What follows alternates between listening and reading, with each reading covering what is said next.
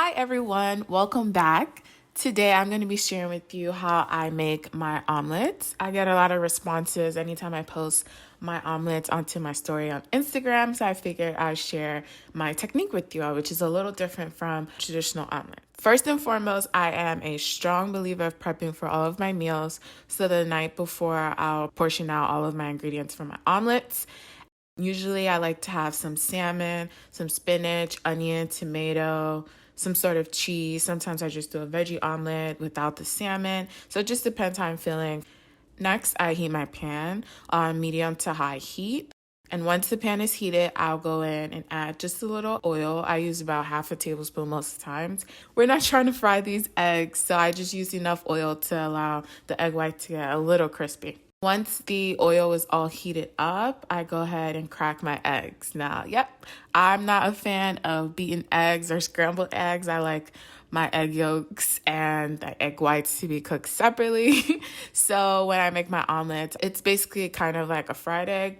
So I crack my eggs into the pan and then I allow the egg whites to cook a little. Once the egg whites have cooked, I separate the egg white that's close to the egg yolk and then I spin it around the pan a little just to create more of a circular shape and let that go for a little while. Once I see that the egg whites are cooked all the way through, I go ahead and break my yolks and circle that around the pan again just to give it more space to become an omelet. Now we're getting to the part where it's very specific to everyone's individual taste.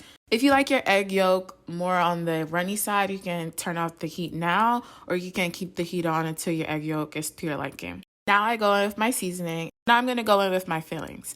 I start with the ingredients that I need to be heated the most. Here I have some raw jalapenos, and I just like those to get heated up so they're not as bitter when I bite into them. Then I go in with my salmon because that was prepped before and it's cold, so I need to give it time to come up to temperature. And then I'll just add in the veggies that I steamed up and let those heat up for a while. And then I'll add in whatever kind of cheese. Or you can add the cheese in first before any of your other toppings. If you're using shredded cheese, that will help it to melt more. It depends how you like it. I'll also add any sauces that I want. I like to use sriracha, I like spicy, so I add in some sriracha. I always leave my tomatoes last because I like the taste and texture of fresh tomatoes. Now, once all of my fillings are in and my eggs are cooked how I like them, I will remove the pan from the heat.